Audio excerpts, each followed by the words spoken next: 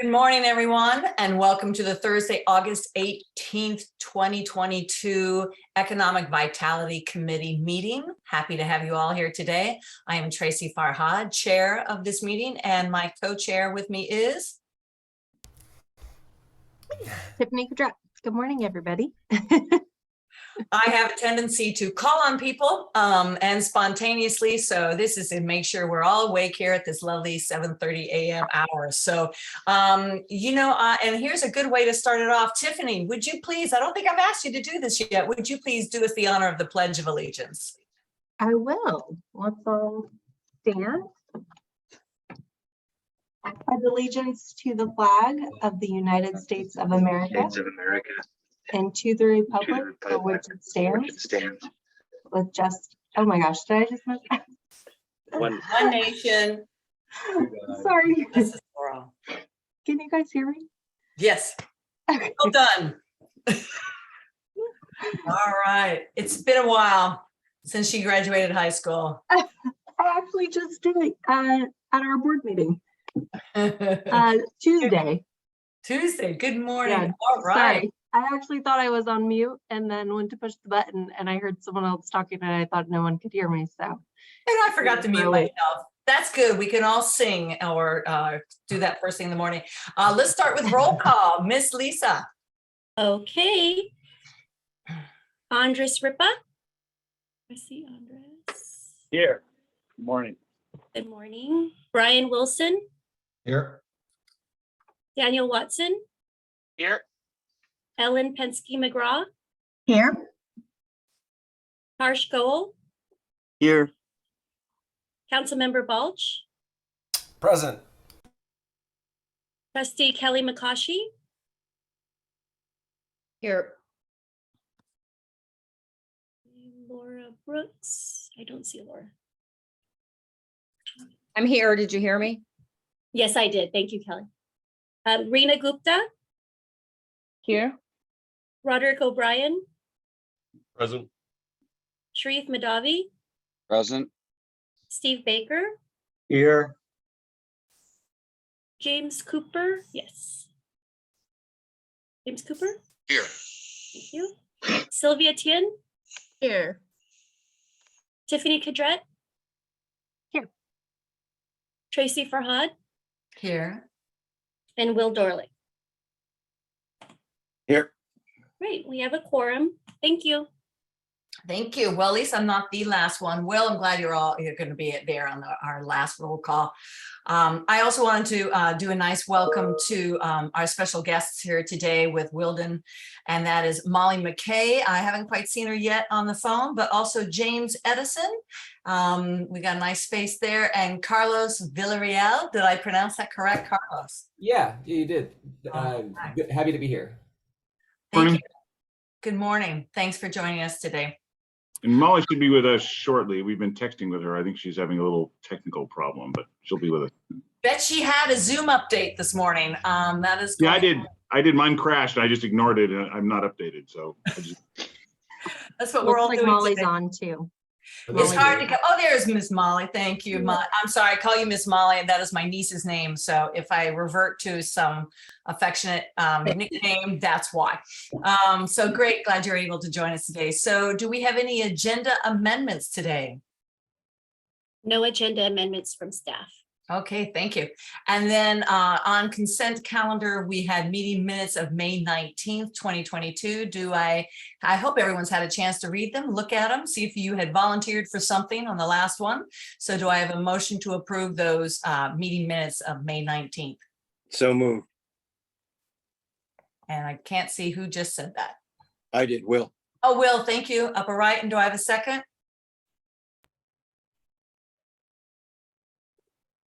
Yeah, sorry, I'll second that. Okay, thank you, Brian. Appreciate that. Yep. And that looks like we have everyone in approval of those minutes. Aye. I see. Okay, we got some hand raised. That's quick and easy. Any objections, any abstentions? I'm sure there were a few, but I hope you all get a chance to read those. All right, so those are the minutes. Does that work for you, Lisa? Great. Okay, any public comment? Do we have any other special guests except for our presenters today? I do not, although I do see Amos who just is logging in right now, so that's great.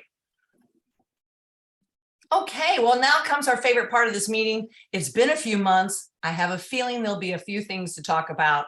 Councilmember Jack Balch, please give us your wonderful update. Thank you very much. It has been a few months because as you probably know, I do try to track it and then I try to abbreviate to catch you all up based on the council. So there's several things and I appreciate your time. So late May, now I've got a frog in my throat. So Tiffany and I are on the same wavelength this morning. In late May, we had a fiscal budget meeting. We talked about midterm budget and operating. It was more like a workshop, if you will. Excuse me. And then in early June 7th, we talked about garbage rates and the use of a reserve. And I'll just mention, so we have a PGS, Pleasanton Garbage Service contract. The prior contract allowed for a reserve to be built up over time by slightly charging more than the operating costs for our users. And that built in to try to accomplish a number of things. We have a small landfill in town. We have some other things that we do with that money. And so we talked about how we're going to utilize that reserve and bleed it back off. Let me get a drink so I don't keep going like this. Wow, right when I'm on time too. So we talked about the reserve and how to use the reserve. We also brought back Pleasanton's policy for military use of equipment by our police department. And I will just make sure I say military equipment is typically the equipment an officer does not carry on them and be standard issue. So a shotgun is considered not military equipment. A shotgun that shoots a beanbag projectile is considered a military equipment because it's not a standard issue. So we talked about that in detail on June 7th. It was a meeting I missed. My son was graduating 8th grade that day.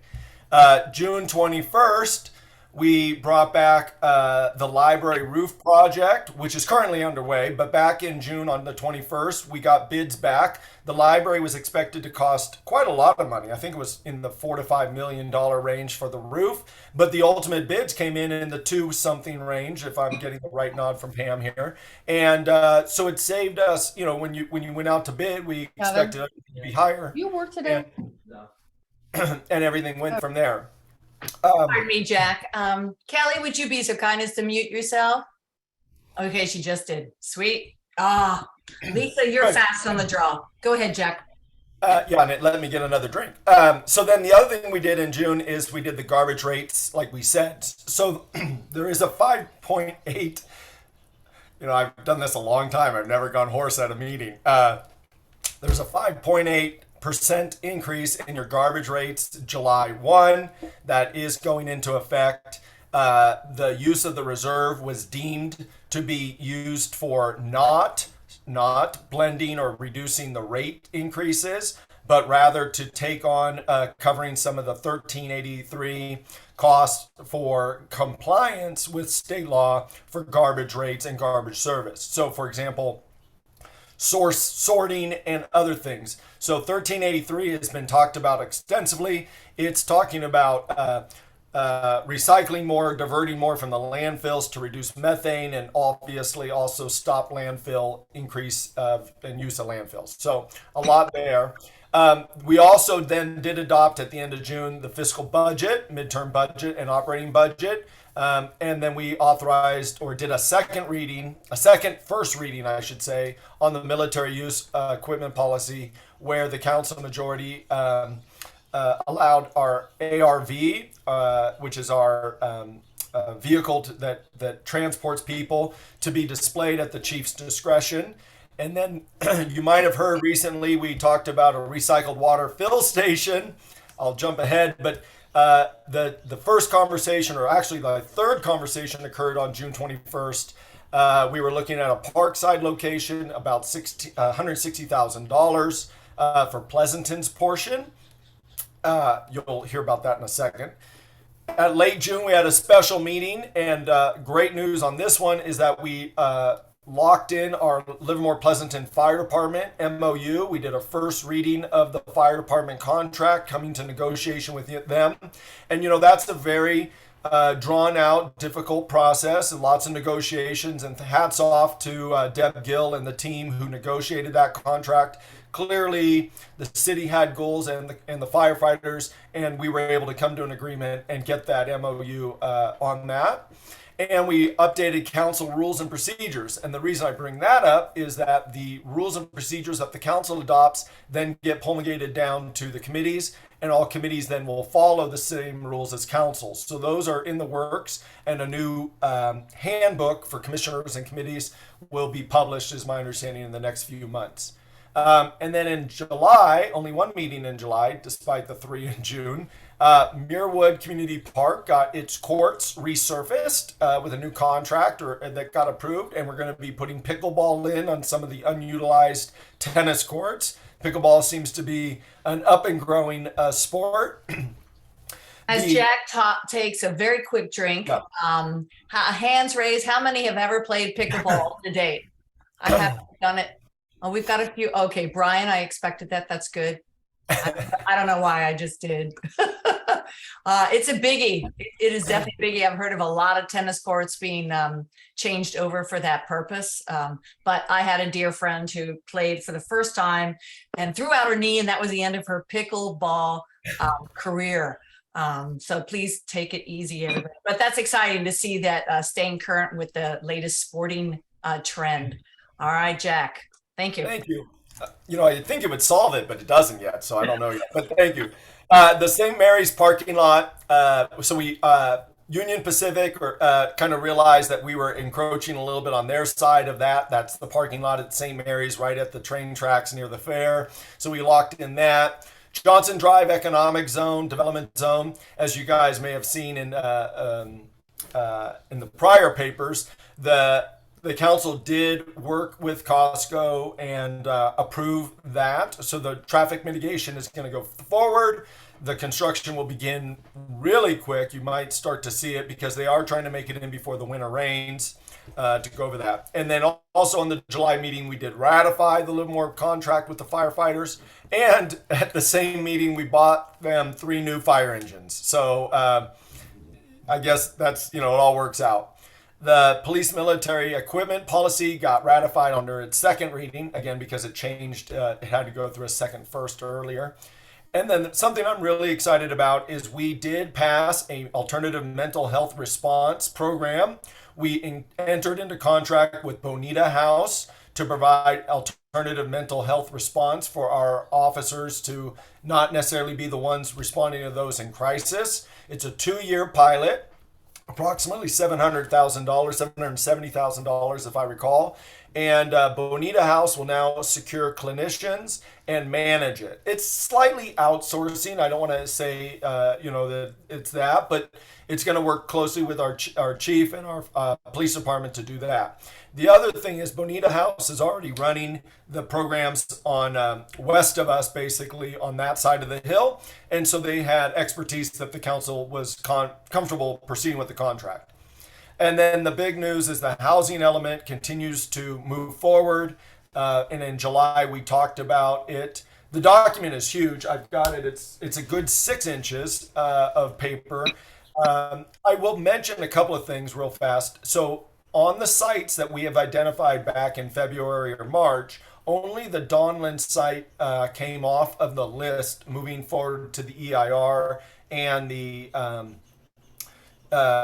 giving the initial list to the state. The reason Donlan came off is because the property owner, in this case, Pleasanton Unified School District, specifically said they do not want it considered. When that happens, the site is immediately deemed by HCD as an unviable site. And so that is, and Pam, correct me if I'm wrong, but that's basically one of the main reasons it came off, or I would say the reason. There was a lively debate about some of the sites. And I'll just give me a second. It's just air. We're just needing a little more air. Yeah, well, it's hot. Maybe that's what's getting me. And then we also I want to point out, and I am going to highlight it. There's two things in the document I want to make sure I bring up. There's a needs assessment component of the housing element, talking about what our population in our community needs to house, what they can afford, what is truly a need for your fellow neighbor. It is eye-sobering and important to be aware of. The second thing it identified is that in our community, the downtown area is considered the most risky to lose your housing. It's older housing. It's housing that is getting compressed with pricing as people with want to move in and revitalize it, and it's displacing several others in our community who cannot afford to move to other parts. So the downtown was identified as the area of our community with the housing challenges, affordability the most, which I found very interesting. And then lastly, trying to round out the meeting on Tuesday this week, so August meeting, again, only one. We have a new library card that is outstanding. I activated mine yesterday, and I think I've left it in my car, but it is beautiful. The Library Commission did a wonderful job with it. It is Muslim American Awareness and Appreciation Month. It was a heartwarming presentation of that certificate to the MCC, which is out on Las Positas. And then the main three events are the recycled water fill station that I mentioned earlier. So initially, the council had looked at a pilot for Parkside area near Zone 7's building in their parking lot to be the location for approximately 16 fill stations.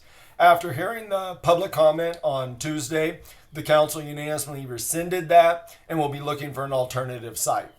Century House is the next item on the agenda. Century House had a budget allocation of $4.8 million given to it back in the June budget ratification.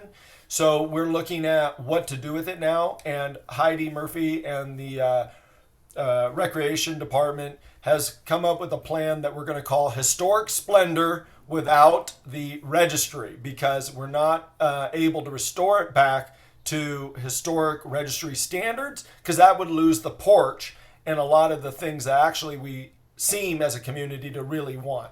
So they're going to be looking at getting community feedback and working on that. And the last item is the Stone Ridge Mall framework. So Stone Ridge Mall, as everyone heard, JCPenney is now owned by a different entity. And as a result of a lot of that changes, plus the housing that is looking at going out there, the city is trying to fast track a framework to have some guide rails to allow us to plan that out, and not do it unwisely, I'll say like that. So we're trying to just get the, I'm thinking like the bowling lanes. We're just trying to get the inflatable gutter guards in place right now. And the more specifics on releasing the ball and all that would come as we get through the housing element and the EIR associated with it. But the Stone Ridge Mall framework is really important, and the council advanced that. There's lots of subcommittees going on as well. And then I'm going to just finish my last sentence, which is there are a lot of committee and commission members falling off or retiring by their terms this fall. So there is an abundance of available committee and commission vacancies. Please tell people to apply. We need everyone's voice, right? We want people to be involved. As we see time and time again, that's how we actually get things moved forward, and our Parkside temporary fill station demonstrates that yet again. So please apply. If you're terming off of this one, please tell people to apply, and applications are still open, and really appreciate it. So thank you very much. Thank you, Councilman, and thank you for having a voice on this committee and taking our items up to the council as well. We're glad to see that your position is quite secure for the new upcoming November election. So we are happy to see that, and I know that we'll be hearing from you in the future. It's just because you have so much to talk about, Jack, and that is why it is hard to get it all in a short amount of time. So thank you. Are there any questions for the council member before we move on? Hi, can I understand more about Donlan site? Not really, both from council member and from Kelly, if I may, please. So I'll just start maybe, and then Kelly can follow. For the city's perspective, and it is a little bit difficult. Many times people think that the city and the school district are the same organization, but obviously we know they are not. So from the city's perspective, if a property owner, any owner, private or the school, says they do not want housing, that criteria alone will cause the site to be unavailable for the city to identify for a housing overlay. And so for the city, the decision was almost de facto, I would say. And Pam, is that what you would conclude? That's about where I'm at. That's been our past practice. Yes, that's correct. That if a property owner does not want to pursue zoning for housing on their site, we do not include it. Yeah. Have we talked about making that site to a potential expanded school campus or something else? All of that, so that, I'm not ignorant to the fact that the school is discussing lots of options for it. And in their letter to us, they asked about a joint use agreement for possibly a field and all of that. And from the council's item, none of that was agendized, so we could not speak about it. And we couldn't consider it. But to my perspective, wearing the councilman hat, right? It's a property owner that needs to figure out what they would like and then come back to us, and then we will evaluate, right? So at least from my point or my authority or whatever I've got, I don't know, trust in you from you as the community members, that's about as far as we can go until the school tells us more, I would say. And Thank you, Jack. Thank you, Sylvia. Andreas, I see your hand up. Why don't you go ahead? I do. Thank you. I have a question regarding the garbage rates. You mentioned that the 5.8% increase was this past July. So is it immediately affecting all the properties, and when will we see it in the bill? Yeah, you've already seen it. I just got my, it's effective July 1. So every July 1, our garbage contract adjusts. And I will point out there's a couple of things for what we evaluated. Every year is a CPI increase. But then I think it's next year, Pam, right? 23 is a cost increase. There's 23 or 24. And okay. Right off the top, it's one of the two. It's in one of the next 2 years. So basically what the contract allows is that each year Pleasanton Garbage Service submits the cost of doing business and the CPI and all that. And so each year primarily is a CPI increase. And then in 23 or 24, I think Pam's actually right. So 24. It's 24. Okay. There's going to be a rate increase associated with the cost of the compliance with the laws and doing business. So, and then it continues to go back to CPI for a few more years. And I think then the contract expires. So that's where we're at. What we were evaluating is, does the council use that reserve to soften that 5.8% blow in any way now? But the reality is that with the 1383 compliance that we have to implement, that cost is going to be much greater than a 5.8. And so the council, and is one time, I should say. So the council decided to try to use the reserve to mitigate those costs for the community, which are one-time costs. I hope that is what. Okay. Thank you. It explains it fairly well. Thank you. Thank you. We've all had to deal with that CPI this year in our businesses and corporations. So thank you, Jack. Any others for Jack at the moment? Okay, that was a lot, and thank you. It'll be interesting to see the progress on all those points, especially the housing arena numbers, et cetera. So thank you.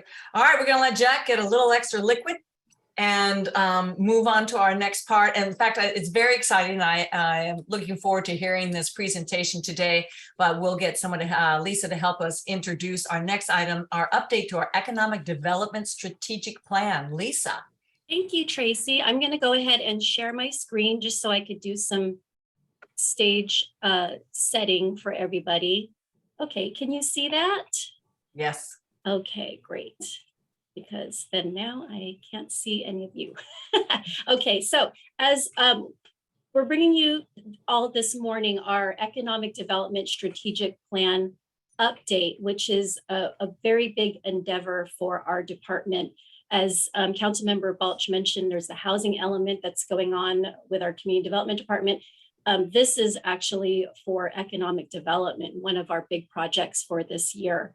And so we're bringing it to the Economic Vitality Committee as we begin the process. And so just generally, because I know the majority of our committee was not involved with the last update, just wanted to give some background on here. An economic development specific plan. It is a policy document that guides the city's economic development priorities and activities.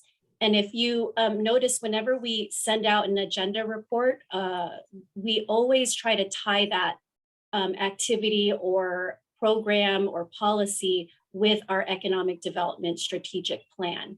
So the plan will typically live between or be effective from 3 to 5 years.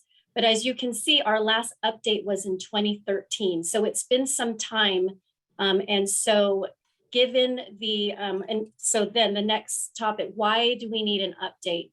Well, we've obviously had this ever-changing economic landscape. So it's really timely for us to look at our current business environment and look at what our strengths, weaknesses, opportunities, and threats are. And so given the last few years of what we have gone through with COVID-19, it also is very timely that we take a look at the business outlook and see what we can do to further meet what we want to accomplish here. And so the ultimate goal is to meet the business needs of the city. And it has a fiscal element, obviously, to it, is to contribute to our fiscal health of the city and overall fiscal health for the community. So in starting this process, we went through a consultant selection. We sent out a formal, or participated in a formal city bid process, which was held in July. So although the committee didn't meet for June and July, our staff was really busy preparing this bid and getting it out. We received 5 proposals. And then through an internal review process with staff from our city manager's office, economic development and community development departments, we prioritized, and then ultimately the contract was awarded to Wildan Financial Services. And I'm happy to welcome Molly, James, and Carlos, who are here with us this morning. They are our project team, and it'll be led by Molly. And so I want to go ahead and what I'm going to do is close my screen and then invite Molly and her team to address the committee. So let me go ahead and stop sharing. Okay, it's all yours, Molly, and welcome. Thank you, Lisa. Good morning, everyone. We are really excited to get started with this project. And I'd like to introduce the team for just a moment. And we have prepared a presentation just to help illuminate the process that we're going to go through and how we want to collaborate with you and work together to formulate this plan. So again, my name is Molly McKay. I'm the managing principal of Wildan Financial Services, and I run our firm's real estate and economic development practice. I work out of Washington, D.C., but really I work nationally. And we are joined also by James Edison and Carlos Villarreal, who are based in Oakland, California. And we're all going to share a little bit about our experience with economic development strategic plans, and specifically what we're going to be working on with you. So, Carlos, let's move on to the next slide. Sure. So just a little bit about Wildan. Wildan is known really as an engineering firm formed in 1964 by 2 engineers named Will and Dan. How very clever, right? We have more than 800 public sector clients, primarily We work for cities and counties, and we have diversified over the last, I'd say, 10 years to expand our business into sustainability, energy efficiency, and more recently, economic development strategic planning. Next slide. So I was sharing with Lisa that, economic development strategic planning it's relatively new to the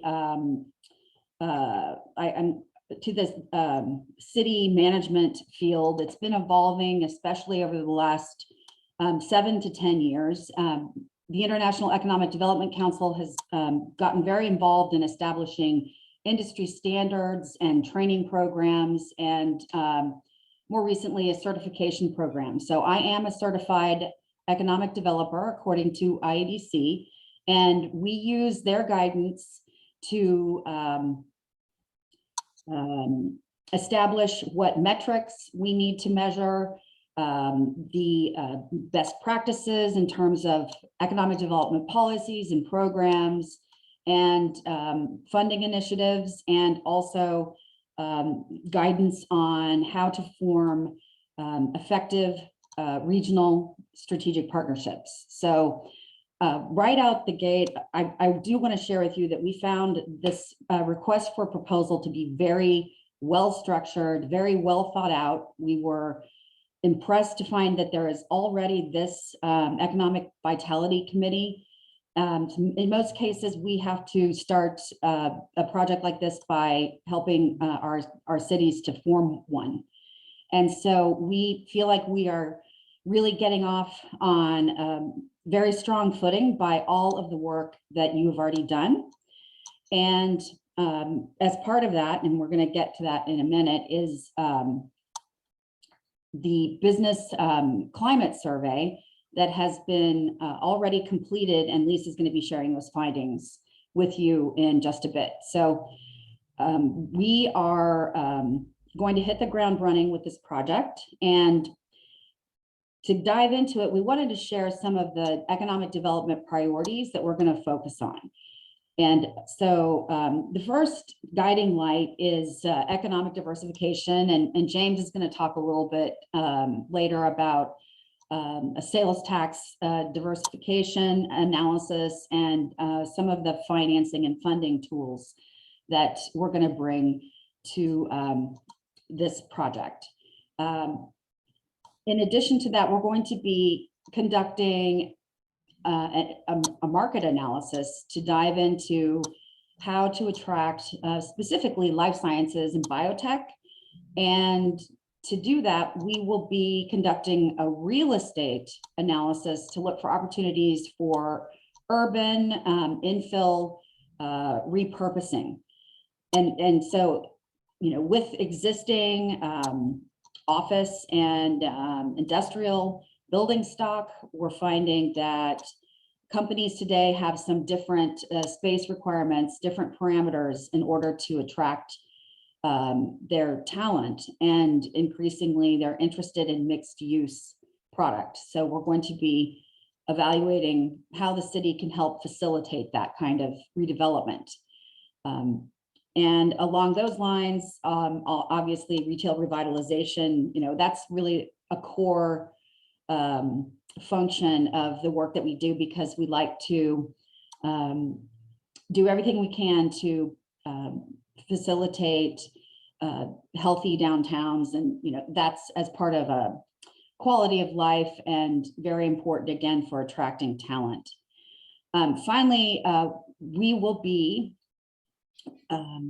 formulating an implementation strategy that will be specific action steps that tie back to all of these economic development priorities, and they will be connected to funding sources, and it will be also directed by a timeline over the next 3 to 5 years. So Carlos, could move on. Yep. There we go.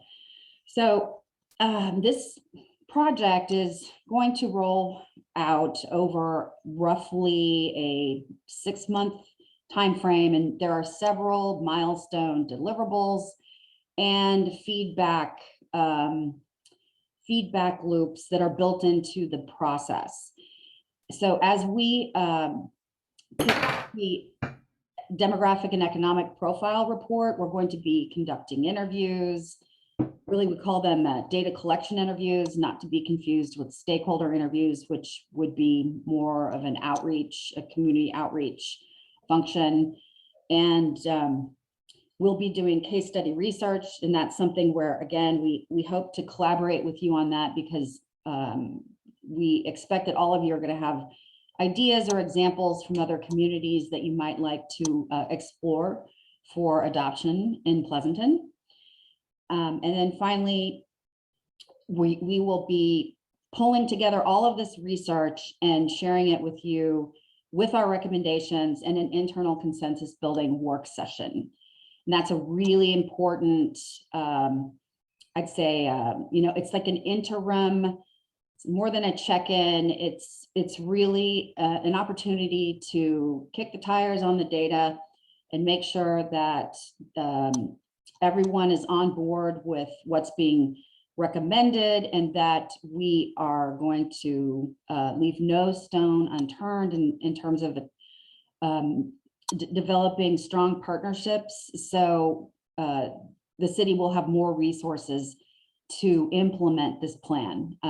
And I'm sure you're all very well aware that Lisa is basically, she's almost a one-woman show, and it's a very heavy load. So we're going to be focused on how to make sure that we've got more resources lined up to help Lisa in the implementation.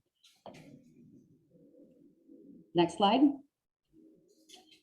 So as I mentioned, this is, well, basically it's a 6 to 8 month time frame. We will be driven by tasks, and the tasks are established to, again, collect research, present it on an interim step basis, and then each task builds on the prior task to get to the point where we deliver that consensus building work session. And we move then from the feedback that we get from you all into that implementation and funding plan. And then it ends with the city council work session and the final plan. So we've built in some time at the end of this engagement to make sure that there is plenty of room for feedback, review, comment, and clearing those comments and edits until we have a final product that's ready for public distribution. So I'm going to just take a moment to see if anyone has any questions about what I've presented so far, and then James and Carl are going to share some examples and some further detail on some of the analysis. Yes, we do have a question, Ellen. I do. I have a question. I don't see anything on your deliverables about a communications strategy or communications plan. Is that not part of your engagement, or can you talk a little bit about that? Oh, sure. Yes, it's embedded in task 1. So at the kickoff meeting, we'll be presenting a project management plan, and within that project management plan, there will be a communications strategy. And it's also tied to the calendar. So with every project that we do, we can never assume to know what the level of community engagement that might be required, because we're always walking into a situation where you have several other planning initiatives that have been running concurrently, and we have to be careful about planning fatigue and in terms of our community outreach. So what we recommend is first that we develop a flyer or an FAQ sheet, like basically a one-pager about this project with some information about the timeline and how to get involved. And because of COVID, we've had to develop multiple alternatives for outreach. So we like to have one-on-one interviews. We can do some public, a workshop or another type of a larger meeting. We also, we could recommend doing some survey work, but because you've already, you've got your business climate survey done. And again, those results are going to be shared in just a moment. So we're going to take that feedback and then determine if there is more outreach, if we need to drill down into any of the results from that. So beyond that, we also have, again, this consensus building workshop where it's really intended to be an internal meeting with this working group, but sometimes there are others that we need to bring into it so we can, again, have some sort of a focus group if that's necessary. So that's where we start, but really it's the purpose of that kickoff meeting is to figure out exactly what is needed and at what point during the process that it would be appropriate to conduct that kind of outreach. So Ellen, did that answer your question? Or are you thinking of something else? Well, I mean, there's a lot of components to communication strategy, so I appreciate your comments. I was just especially being sensitive to Lisa being a one-man band.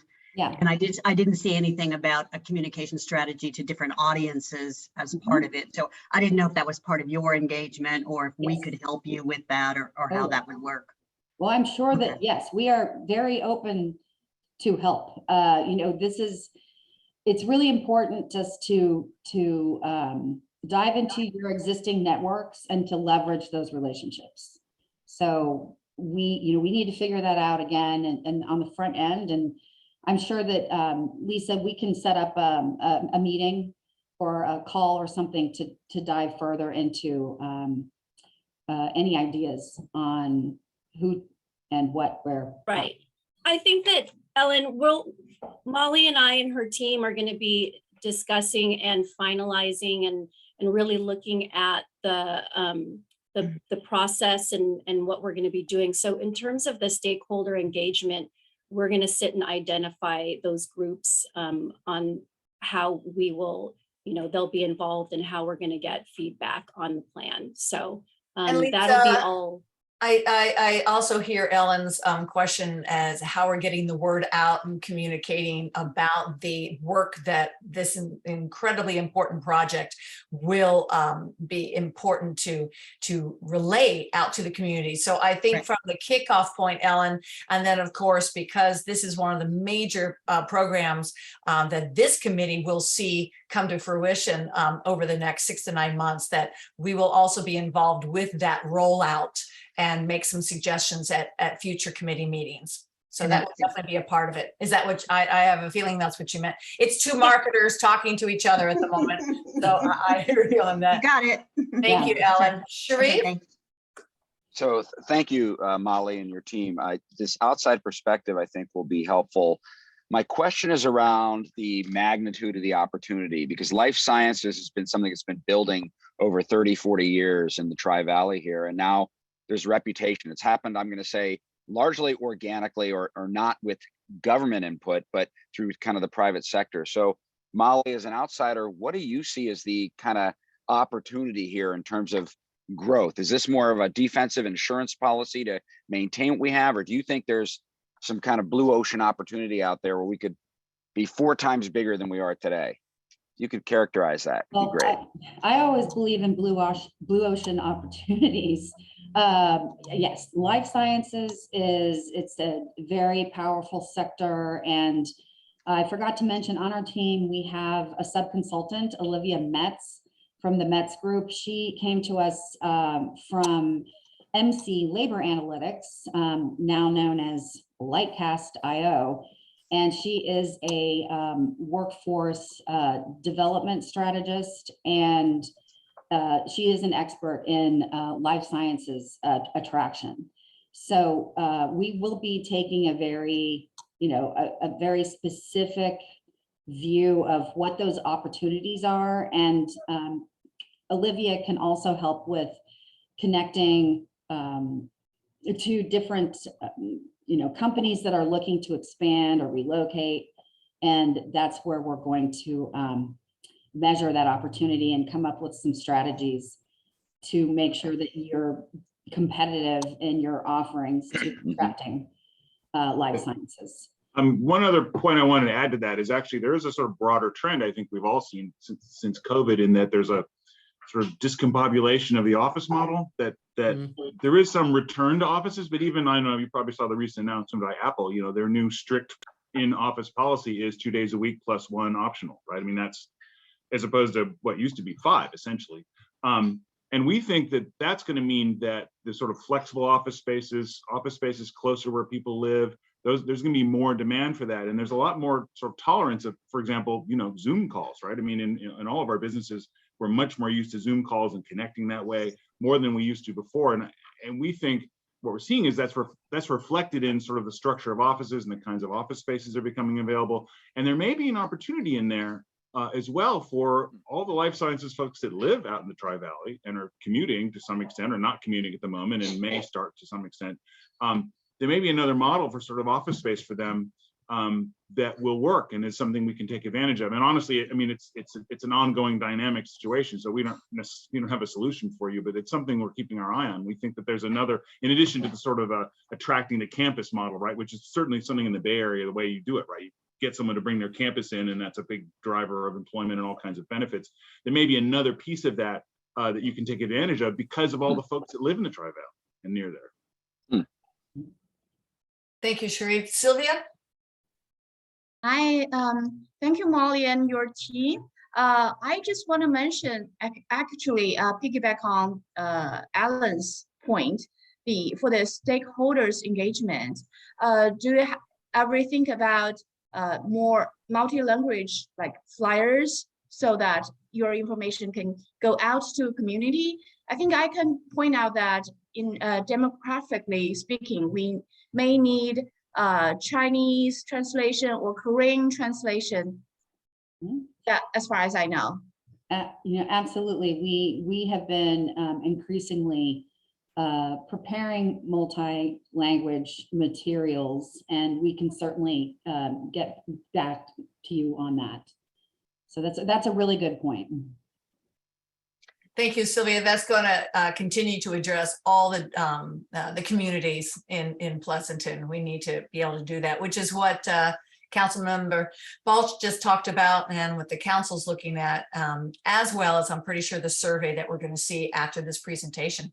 All right, we're going to let Molly move along for a second, hold those questions, and we'll get some more at the end. Go ahead, Molly. Yeah, we're just about done. So I want to hand over the presentation to Carlos Villarreal, who is our GIS expert, to talk about some of the tools that we use and how the tools are applied to the data and analysis. Absolutely. Thanks, Molly. So just wanted to give a really quick overview of some of the tools we'll be using on the analysis side while we get a sense of the market and really do that baseline economic analysis. So some of the logos that you will see here, you're probably familiar with, or at least folks that work in real estate and demographic analysis are familiar with. CoStar is a very widely used real estate market analysis data aggregation service that brokers use throughout the country. So we'll certainly be leveraging our CoStar subscription to get a sense of the real estate market, I should say. Esri is a very also widely used business analytics and demographics analysis tool that leverages GIS. MC is a labor analytics tool, but what we're really excited about is we've recently gotten a corporate level subscription to Placer AI, which is a brand new tool, and I'll just give you a high level taste of what that does. Placer AI leverages cell phone data. They purchased their data from I believe the top 100 apps in the App Store. And what it does is it is anonymous, but it allows people to really analyze cell phone movement at the retail level. So we can identify a retail location, and then we can use that to identify the trade area of where folks are coming to and going to after they visit that location. For example, the prior way that folks would use or would conduct a retail market analysis is they would drive or draw a circle around a particular location, or maybe draw a drive time, a 15-minute drive time to try to get a sense of that market. But with Placer, we can really get a sense of where folks are actually coming to do their retail shopping. And in preparing for this this presentation today, I took a look at the Stone Ridge Mall in Pleasanton there, just to get a sense of where folks are coming from. And we all know it's a pretty regional draw, but I saw folks coming on a regular basis all the way down to San Jose, from the Valley, Modesto, Turlock, and even all the way up to Sacramento. You're getting the really wide regional draw. And we can, there's all sorts of ways we can analyze the data and take a look at it, but we've been particularly excited to leverage this tool. I will say it is slightly creepy that folks know where you're coming and going, but again, it's anonymous, and it's just a function of the world that we live in today. But with that, I'll hand it back to Molly to discuss Slido, our software or community engagement tool. Yes. So I think this gets back to Ellen, your question, because we really need to, I'd say, bifurcate the business retention and expansion outreach versus community outreach. And because you've already have that business retention or business climate survey that was recently conducted, and we don't want the community to get confused or feel like they've already been asked to participate in an economic development related survey. So Slido is a very powerful tool that we use. It's very user-friendly, very intuitive, and it enables us to distribute an electronic survey very widely. You can distribute it with a QR code or with a custom name of a survey. It can be marketed on a website or through the community, where we would intersect with people as they're going through their normal daily business. And we can do polls or word clouds. I mean, it's a very flexible tool. So that's something that we recommend using to reach a diverse population. Next slide. The other thing we will be doing is, again, on the real estate analysis, very deep dive into property ownership patterns. We like to look for assemblage opportunities and urban infill redevelopment opportunities. I probably should mention I'm the chair of the Urban Land Institute's National Reuse and Redevelopment Council, where I lead about 60 national real estate developers. We meet twice a year, and we in different cities all over the country, and we study best practices in redevelopment. And what that does is it helps me to, as a consultant, to really have my finger on the pulse of construction cost trends, pricing trends, and financing strategies for this type of redevelopment. Next slide. Oops, okay, there we go. So before we wrap this up and talk about our next steps, there is one more thing that I wanted to spend a little bit of time on, if we have like just maybe 2 more minutes. The end game of this process is not to develop a plan that has a lot of big ideas without any thought to whether or not it will be feasible to implement that. And so we are very proud of the methodologies that we have developed over the past 7 years in our implementation planning. And what makes Willdan unique, in my opinion, is that we have such a strong, our backbone is public finance, and we connect our implementation plans to your city's capital improvement plan, and we like to make recommendations on how to prioritize those public investments in infrastructure in order to catalyze economic development. And so I wanted James to just talk a little bit about how we can approach your sales tax diversification and the different financing tools that we're going to evaluate to help, attract this redevelopment activity. Thanks, Molly. So I'm sure you folks are familiar with all these sort of alphabet soup of financing mechanisms we have in California, and we're not prescribing any, and we haven't put any explicitly in our presentation, but just so you know, I mean, Willdan's, one of our foundations is public finance, and we do analysis and district formations and feasibility studies and, fiscal impact, sales tax measures, property tax, parcel taxes, CFDs, IFDs, impact fees, the whole range of stuff that we can apply. And our intent here is that, through the course of the analysis, we'll identify sort of needs, and whether that's infrastructure, whether that's some kind of services, maybe it's a business improvement district. I'm not prescribing anything here, but sort of there's a range of possibilities depending on what's needed.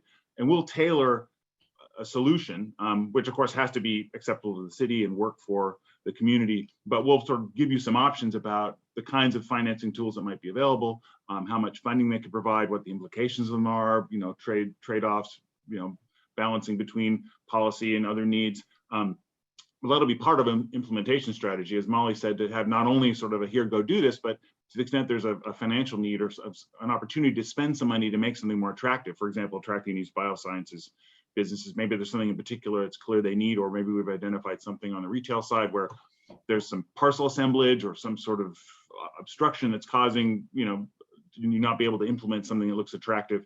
We'll put that together and that'll be part of the implementation plan. And as Molly said, that's the thing we're very proud of, because that's a sort of a separate expertise we have. We've got a whole shop of folks in Temecula who do this daily, who do the financing work, and we can draw on them to help us understand both the implementability of them and also the sort of scope and what the steps are. And back to you, Molly. Thanks, James. So, go back to that last slide, please. Go back. Okay, sorry about that. That's all right. All right, so we are going to wrap up with just a quick discussion about next steps. And I think that, really, again, the RFP was so well written, well structured. We have very clear direction. It's not always that way, and we really appreciate the work that was put into that. And we will be scheduling.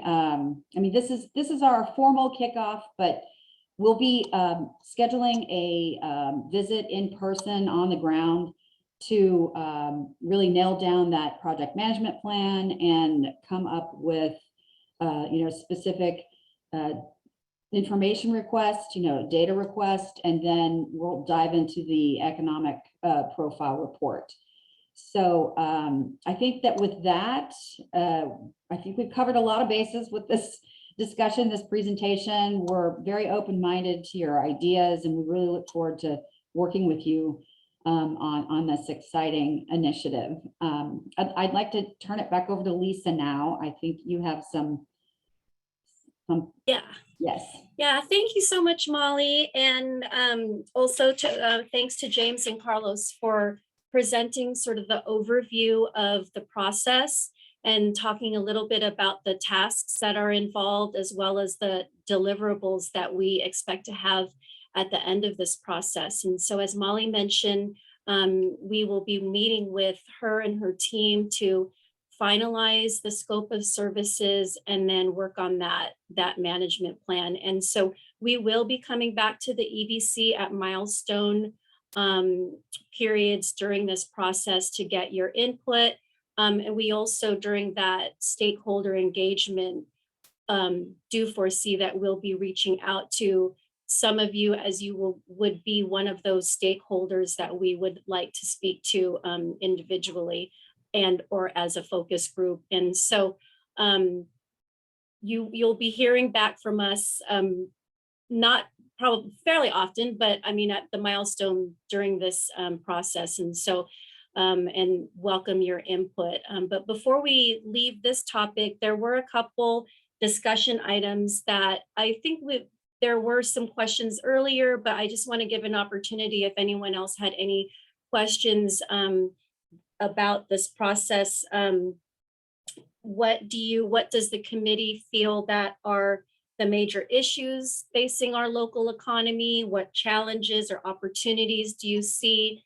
And then the other question that I included in the agenda report is a few of the stakeholder and community engagement points were presented. Do you feel, what do you feel if we limited resources or time, do you feel in prioritizing, which approaches would you prioritize? So there's just a couple things I wanted to throw out there and see if there are any additional comments. Tracy?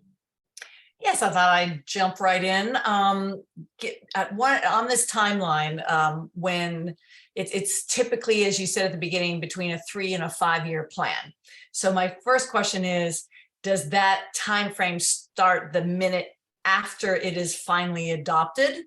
Because that's going to take at least 6 months to do this, and then we take it through the council process. So we're looking at 9 months before this will get adopted. Is that correct? That's correct. Yes. Okay, so then when I look at between the 3 and 5 years, 3 seems super short for something of a magnitude of us really working on taking this to the next level of either attraction, retention, the life sciences discussion that we were talking about, et cetera. So I was just curious as to whether you, Lisa, and Pamela thought this was a good timeline, or what time were you putting on this, the final output? So Tracy, I'm sorry, Lisa, if you want to.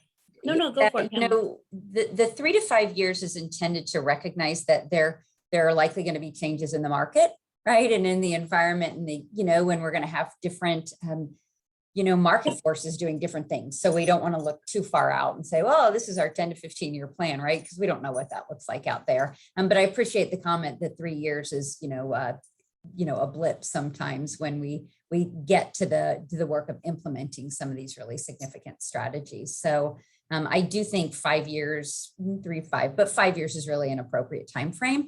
And it prompts us to say that at some point we will go back and check in on the plan. Yeah. Right. So maybe nothing changes in 4 or 5 years, but maybe there's an opportunity to augment, right, or just amend the plan slightly. And so if you look at our last strategic plan, we did that in 2013. Mm-hmm. And Lisa and I were literally already with an RFP to go out in early 2020, right? And we were like, oh, wait, that seems, not the right timing right now. So we've gone a little too long, I think, at this time, but talk about an opportunity, right? Post-COVID, and now we're in this new market condition. And so I'm excited about where we are now. And then Tracy, if I can just build on one thing you said, thank you for reminding us that that the plan ultimately comes together. And as you said, it gets adopted. But just for folks on the EBC who might be newer to this process, at the end of the day, the ED strategic plan gets adopted by the city council, right? Because it is the city of Pleasanton's economic development strategic plan. So all of the work that you do in crafting a really solid plan is your recommendation to the council for adoption, for their review and consideration. Thank you. And that's obviously what we're going to be counting on this committee for doing going forward during this process. So this will be exciting. Okay, those other the 3 questions that Lisa had, I addressed the time or timing issue on it. Did anybody else have questions regarding? That's a good sign, Molly. That means you've already begun to address everything that's here. And I know our brains are all percolating because we'll come back later. I'm expecting Ellen and Sylvia and Daniel will be just popping right back in and going, how about this? How about this? But that's what's great about this committee, to keep that work going. Molly, thank you so much. And I just want to echo, I did not see the RFP, but we feel quite confident in the team that was putting that out, and the fact that they've done this before and it's not their first rodeo. So glad to see that was so well pulled together. And thank you, Carlos, and also James. I'm looking, I know he's on there. It's flipping between the 25 visual faces. There you are. You're just under Lisa on my screen. I just found you. Thank you for doing that. Really interesting, and looking forward to all the I'm familiar with the Placer AI. I use Near in a lot of my data that we do for the travel industry. So, and I know it is a little cringy, but on the other hand, we don't know your names when we are pinging your cell phone. So just remember that. Thank you for that time today. Really appreciate your presentation. Thank you. Thank you. All right, we're going to be moving on to the next because I'm also the timekeeper. But I think we're in pretty good shape. From here, I think it's going to be perfect for us to actually look at the results of our business needs survey. So Lisa, you're back up. Yes, well, so the next item is actually just an information item. FM3 came to our May meeting and presented the results of the highlights of our results from our business needs survey. And so during the summer, they prepared the final report, which is what was in the agenda packet. And so you all have that now in your hands. And then our team will be looking at, we're going to be sharing this with other city departments. As you all know that some of the questions, there was questions about our permit center, questions about other business related items. So we'll be sharing that with our other staff people here. And then just for your information, wanted to make sure that the final report was in your hands. So that's all on that item. Are there any questions? Yes, actually, I was looking at that. I had one question specifically because I find it very interesting to see like how many of the buildings or the businesses we have that have fewer than 2,500 square feet versus those that have more than, as well as the type of businesses or those that have been in the longest. Like, I mean, that's a huge amount of businesses, which is very supportive of working and living here in Pleasanton, that most of them have been here for so many years. And I thought it was going to be interesting input for Molly and her team to find out, was there anything particularly missing or lacking, or were we too much in one area, too little in another one, right? And that might be really beneficial for saying, okay, if you're going to go down this route, you're going to need more of this. And to be able to address it. So please, everyone, take a look at it, especially for the employment side of it. What have we got, plus minus the revenues, and also those expectations for growth. I think it's a very interesting report to look at. So go ahead and nerd out a little bit on that report because that's what this committee is for. Thank you, Lisa, for bringing that. Did anybody else have another question about that final survey? And hopefully, if you haven't had a chance yet, to go ahead and look that over before our next meeting. Yeah, good. All right. All right. Looks like Sylvia has a hand. Oh, you do? Oh, Sylvia, you know, I just had to wait 5 more seconds. I knew you would be there. Okay, go ahead. What have you got, Sylvia? Hi, I just couldn't let that Donlan site go since Kelly is here. I wonder, Kelly, would you mind to explain a little bit about Donlan site with, the discussion with city council? And Kelly, before you do that, I want to give you time, but can I just advise maybe we need to keep that really short and high level? And if there's additional information that Sylvia needs, maybe we can help connect her with the right folks to have a more deep conversation about that. I just don't want to get too far afield. Yeah.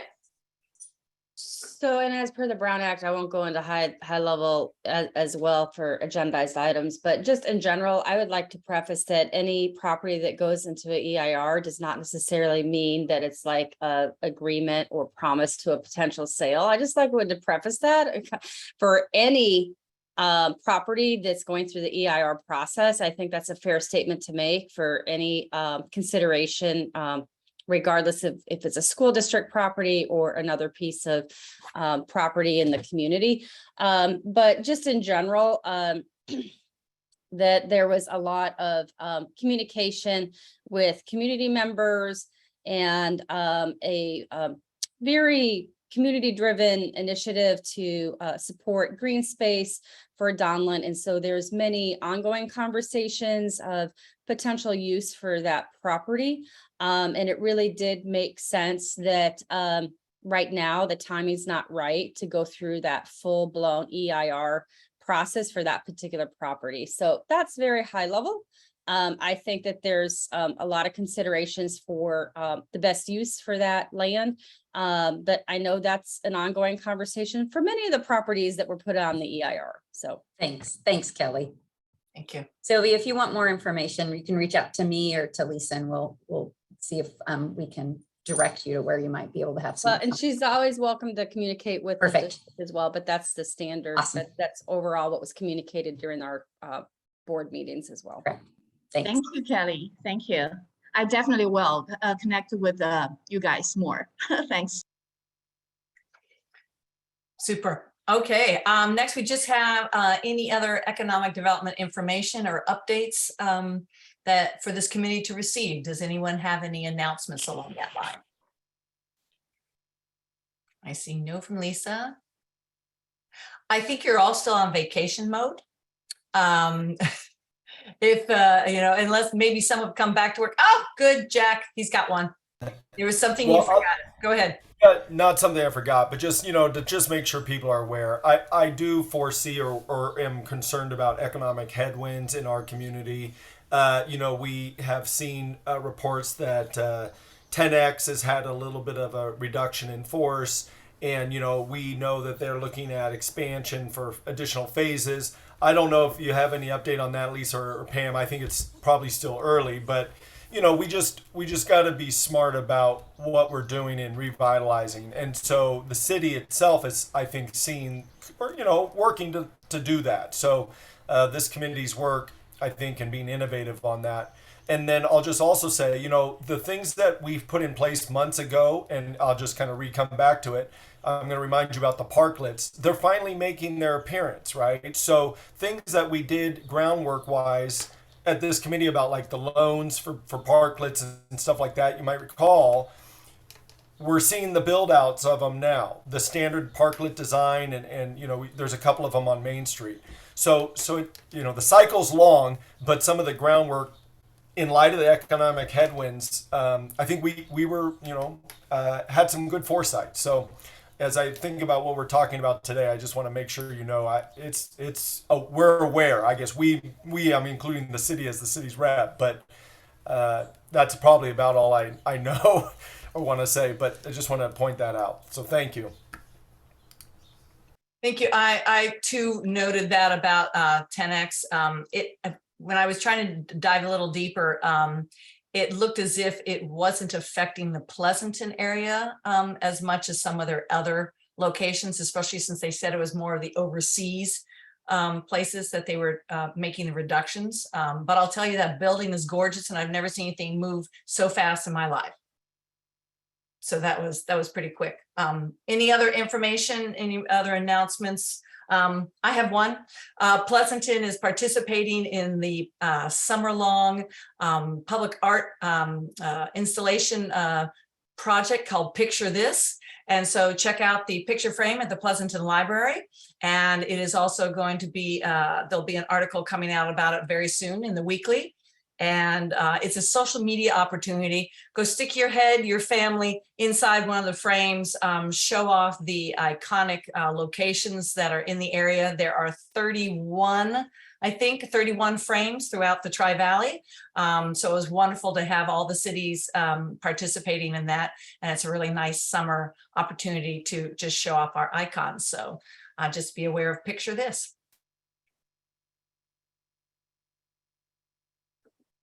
Okay, I like this group this morning. All right, it's time to go get your tea, your coffee, a little more. That sounds like we're good on that information update. Any other matters for this Economic Vitality Committee to bring up at future meetings outside of the very large project that we have just initiated? So please keep that in mind. Oh, good. I scared it out of you. Okay, we're going to look forward to seeing that update coming from Molly and team and Pam and Lisa. I think this is a wonderful, not just wonderful project, but obviously essential since it's been since 2013, and that this committee will be able to weigh in on this a lot. So we'll be reaching out to you in future months and let you know when we need to meet next for those benchmark moments, and also for the great communication. We're going to get the word out there. Okay, if that's all today, then I think this meeting is adjourned. Everyone, thank you. Good. Have a wonderful, go get Thank cool. you. Thanks, Cool everyone. off, an air Bye-bye. conditioning somewhere. Bye, folks. Take care. Cool, Tracy. Thank Stay you.